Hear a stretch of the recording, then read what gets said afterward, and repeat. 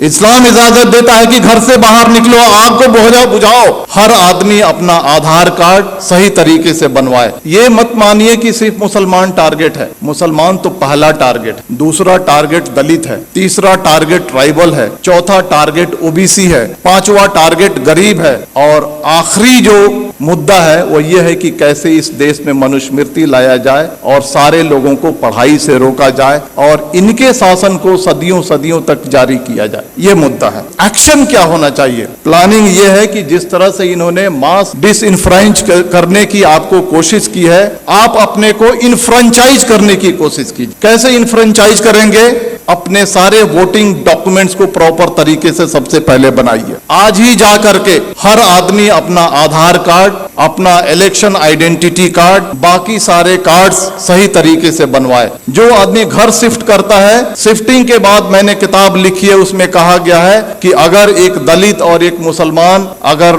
अपने घर को शिफ्ट करता है तो उसके नाम को डिलीट कर दिया जाता है। आप जहां पर जाते हैं नए तरीके से अपने नाम को ऐड कीजिए। आपके मेल को फीमेल लिखा जाता है, आपके फोटो को चेंज कर दिया जाता है। बीजेपी के लोग फॉर्म नंबर 7 के थ्रू आपके वोटर आइडेंटिटी कार्ड को चैलेंज करते हैं। बिना इंक्वायरी के इलेक्शन कमीशन आपके वोटर आइडेंटिटी कार्ड को खत्म कर देता है। आप सजग नहीं है। सबसे पहले आप सजग होइए, सबसे पहले अपने कार्ड्स बनाइए। कार्ड्स बनाने के बाद जो वोटर लिस्ट है उसको उठाइए और देखिए कि महमूद आलम अगर लिखा हुआ है तो उसका स्पेलिंग सही है क्या, हम मेल हैं तो मेल है क्या, फीमेल है तो फीमेल है क्या, हमारा फोटोग्राफ है क्या। इन सारी चीजों को इंश्योर कीजिए और इंश्योर करने के बाद आप यूनाइट होइए। और यूनाइट होने के बाद जिस तरह से इलेक्टोरिकली ये सरकार आपके सर पे बैठी है, उसी तरह से इलेक्टोरिकली इस सरकार को उठा के फेंक दीजिए। जिन लोगों ने कहा था माइनॉरिटीज, मुस्लिम्स, क्रिश्चियन, सिख, बौद्ध, जैन, पारसी 19.6% है, लगभग 20% है। दलित 16.5% है, कितना हो गया? 36.5%। ट्राइबल 8.5% है, कितना हो गया? 45% हो गया। अगर सेकुलर जो हमारे ओबीसी हैं और सेकुलर जो हमारे अपर कास्ट हैं, अगर इनको मिला दिया जाए तो हमारी तादाद 60 के ऊपर जाती है। और अगर हम चाह लें प्रॉपर तरीके से यूनाइट हो जाएं, प्रॉपर तरीके से अज़्म कर लें, प्रॉपर तरीके से साइलेंट रेवोल्यूशन के लिए अगर हम तैयार हो जाएं, तो इस सरकार को हम इलेक्टोरिकली उखाड़ फेंक सकते हैं। और इसके लिए आपको तैयार होने की जरूरत। तो मेरे कहने का मतलब है कि दोस्तों, ये जो सारी चीजें जो आपके सामने फैक्ट्स हो रही हैं, ये हिंसा नहीं है, ये मणिपुर नहीं है, ये कश्मीर नहीं है, ये यूसीसी नहीं है, ये सीएए नहीं है। ये एक ही है कि आपको मास स्केल पे कैसे डिसइंफ्रेंचाइज किया जाए, वोट देने के अधिकार से आपको कैसे वंचित किया जाए। इस बात को समझिए, अपने वोटिंग राइट्स को समझिए। आपकी इस देश में कदर व कीमत क्यों है? क्योंकि आप वोट देते हैं। जिस दिन आपके वोटिंग राइट को खत्म कर दिया जाएगा, आप कीड़े मकोड़े हो जाएंगे। चाहे वो कोई भी समाज हो, चाहे वो दलित समाज हो, ट्राइबल समाज हो या माइनॉरिटी का समाज हो। अपने राइट्स को समझिए, अपने डॉक्यूमेंट्स को बनाइए और आने वाले इलेक्शन में मैं कहना चाहता हूं कि वोट करना ये लगना चाहिए कि 100% दलितों ने, 100% मुसलमानों ने, 100% ट्राइबल ने वोट किया है। और अगर आने वाले इलेक्शन में अगर आप वोट नहीं करते हैं तो समझ जाइए कि आप अपने मजहब को धोखा दे रहे हैं, आप अपने देश को धोखा दे रहे हैं। अगर बाहर आग लगी हो और घर के अंदर अगर हम चैन से बैठते हैं, इस्लाम इसकी इजाजत नहीं देता है। देखिए, आपके सामने जो बातें हो रही हैं आज, इस चर्चा सत्र के 2 पार्ट है। एक पार्ट है यूसीसी और दूसरा पार्ट है मॉब वायलेंस। हम दोनों को अलग अलग चर्चा करेंगे। पहला मैं कहना चाहता हूं, हम यूसीसी को हम लेते हैं। आज से 6 महीना 1 साल पहले आपने देखा होगा कि लव जिहाद और धर्मांतरण इस देश का सबसे पहला मुद्दा था। अलग अलग रियासतें अपने अपने रियासत में कानून बना रही थी। कर्नाटक की बीजेपी सरकार कानून अलग से बना रही है, मध्य प्रदेश की सरकार अलग से कानून बना रही है, हरियाणा की खट्टर सरकार अलग से कानून बना रही है, धामी सरकार अलग से कानून बना रही है, योगी सरकार अलग से कानून बना रही है। मैं आपको कहना चाहता हूं कि हिंदू, मुसलमान, सिख, ईसाई ये सारे राष्ट्रीय स्तर के मजहब हैं भारत में। अगर एक मजहब से धर्मांतरण करके अगर कोई दूसरे मजहब में जाता है, अगर सरकार को लगता है तो ये राष्ट्रीय समस्या होनी चाहिए, तो सरकार एक कानून बना करके इस समस्या को हल क्यों नहीं करती है? मल्टीपल स्टेट्स में मल्टीपल कानून क्यों बनते हैं? सरकार का मकसद है कि लव जिहाद और धर्मांतरण के जरिए जो हमारा जो सामाजिक स्पेस है उसको कम्युनलाइज किया जाए और जो इलेक्शन का जो माहौल है उसको पोलराइज किया जाए और पॉलिटिकल बेनिफिट उठाया जाए। तो बीजेपी का जो एजेंडा है, चाहे वो लव जिहाद हो, धर्मांतरण हो या 2014 से लेकर के आज तक के जो भी फंडामेंटल चेंजेज आए हैं, ये पॉलिटिकल प्रोजेक्ट है। पॉलिटिकल प्रोजेक्ट किस लिए है? To gain political benefit. उसी तरह से यूसीसी आ रहा है। अगर सरकार को लगता है कि यूसीसी आनी चाहिए और राष्ट्रीय समस्या है, तो आसाम का चीफ मिनिस्टर हिमंता बिस्वा शर्मा क्यों कहता है कि हम पॉलीगेमी पे कानून बनाएंगे?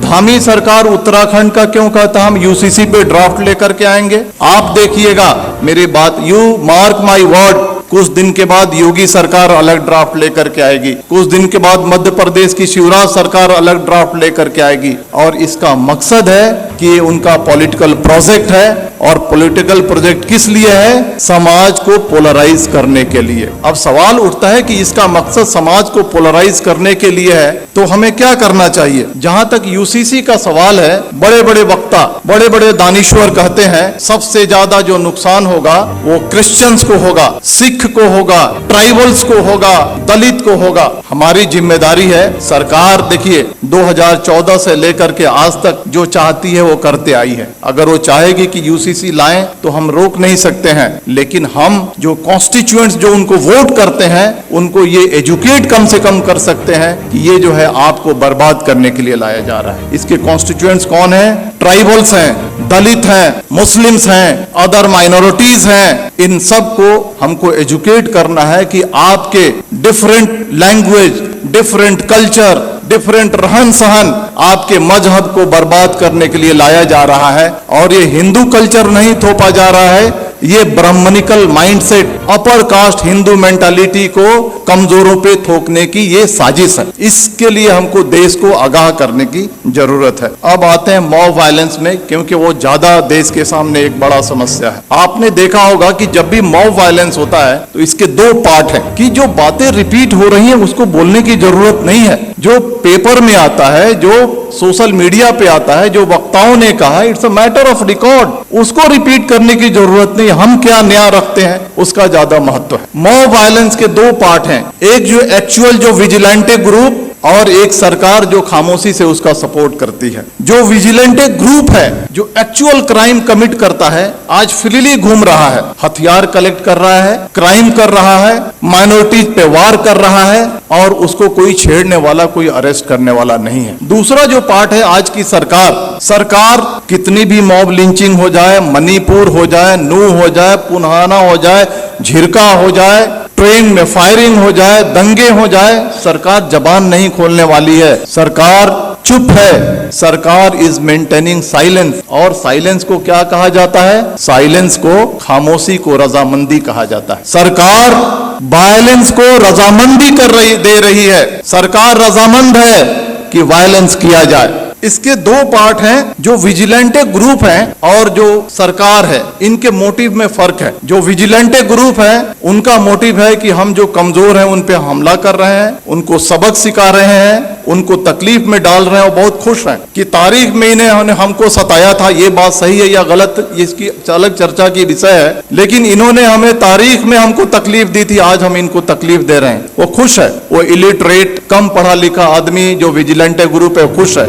लेकिन जो सरकार, जो ऑर्गेनाइजेशन आरएसएस इस देश को चला रही है, उनका जो एजेंडा है वो एजेंडा बिल्कुल ही अलग है। वो एजेंडा है मास डिसइनफ्रेंचाइजमेंट की, यानी मास स्केल पे आपको वोट देने से वंचित किया जाए। इसको मैं समझाऊंगा, आप मुत्तफिक नहीं होंगे मेरी बातों से, लेकिन मैं समझाऊंगा। 19वीं सदी में सदर्न अमेरिका में gym crow system of mass disenfranchisement लागू किया गया था। कोर्ट ने भी इसकी इजाजत दी थी। यह क्या है कि छोटे मोटे क्राइम में आपको पनिशमेंट हो जाए, किसी तरह की आपने अनुशासनहीनता कर दी, किसी तरह से आपने अपने लाइफ को थोड़ा सा डेविएट कर लिया, इन सारे मुद्दों पे आपको वोट देने की राइट को छीन लिया जाएगा। This is the gym crow system of mass disenfranchisement. वही सिस्टम सरकार धीरे धीरे इस देश में लागू करना चाहती है। चाहे वो कश्मीर का मुद्दा हो, चाहे वो मणिपुर का मुद्दा हो, चाहे वो बुलडोजर का मुद्दा हो, चाहे वो CAA का मुद्दा हो, चाहे वो UCC का मुद्दा हो, ये 5 चीजें मैंने आपके सामने रखी हैं। ये पांचों जो मुद्दे हैं, These are basically hidden agenda of mass disenfranchisement। कैसे कश्मीर से 370 हटाया गया, मोटिव ये है, उद्देश्य ये है कि वहां के पॉपुलेशन को ऑल्टर किया जाए, डेमोग्राफी को ऑल्टर किया जाए। जो मुसलमान चीफ मिनिस्टर बनता है उसको हटा करके अपर कास्ट बनिया या ब्राह्मण या राजपूत वहां पे चीफ मिनिस्टर बैठाया जाए। मणिपुर का जो मामला है, मणिपुर के मामले को हद से ज्यादा तूल इसलिए दिया जा रहा है, सरकार खामोश है, कि वहां के डेमोग्राफी को चेंज किया जाए और वहां के जो लोग हैं जो वोट करते हैं उनको रोका जाए और बीजेपी के रास्ते को साफ किया जाए। बुलडोजर जो चलाया जाता है, बुलडोजर चलाने के बाद आपका घर खत्म हो जाता है, आपकी पहचान खत्म हो जाती है, आप अपना वोटर ID कार्ड नहीं बना सकते हैं, आप बहुत सारी चीजों से वंचित हो जाते हैं। आप ये जो बुलडोजर चलाया जा रहा है, it's a part of disenfranchisement. CAA जो आया था, आपने देखा ना कि NRC करेंगे, फिर CAA को लागू करेंगे, करोड़ों करोड़ों की तादाद में मुसलमानों को डिसइन्फ्रेंच करने की ये साजिश थी। UCC जो लाया जा रहा है, छोटे छोटे सिविल मैटर्स को कैसे उसको पनिश करके और उस पनिशमेंट को आधार बना करके आपके वोटिंग राइट्स को छीना जाएगा। आज आपने देखा ना, एक डिफेमेशन केस को आधार बना करके एक राष्ट्रीय पार्टी के बड़े नेता के जब उसके सदस्यता को खत्म किया जा रहा है, छीना जा रहा है, तो आपकी वोटिंग राइट्स कोई बड़ी चीज नहीं है। तो ये जो चीजें जो हमारे सामने हो रही हैं, ये आपके वोटिंग राइट्स को खत्म करने की है। लेकिन बहुत अफसोस की बात है कि ठीक है, बीजेपी के रियासतों में ये हो रहा है, लेकिन कांग्रेस रूल्ड स्टेट्स हैं, रीजनल पार्टी रूल्ड स्टेट्स हैं, OBC बेस की जो पार्टियां हैं वो सरकार में है, जैसे बिहार है वहां पे है। लेकिन जब ये कम्युनल एलिमेंट्स कमजोरों पे, दलितों पे, मुसलमानों पे, अदर माइनॉरिटीज पे, ट्राइबल्स पे अत्याचार करती हैं, तो वैसी कार्रवाई नहीं करती हैं जैसी होनी चाहिए। ये बहुत अफसोस की बात। आग बुझाने का यही तरीका है कि अपने अधिकार को समझो। ये नहीं कि हम तफरीह पे निकल गए, ये नहीं कि हम बिहार के हैं तो हम बॉम्बे में हैं तो हम वोट नहीं करेंगे। 10-10 हजार रुपए खर्च करो, फ्लाइट से जाओ, 1 महीना की तनख्वाह को अपने खर्च करो, लेकिन जहां पे तुम्हारा वोट है वहां पर जाकर के 100% ऐसा रिकॉर्ड होना चाहिए, हिस्ट्री में ये बात आनी चाहिए कि आने वाले इलेक्शन में जितने जो कमजोर तबके थे भारत के, उन्होंने 100% वोटिंग की और तभी जाकर के ये देश बचेगा। इतनी ही बात करके मैं अपनी बात खत्म करता हूं। धन्यवाद। जय भारत, जय हिंद।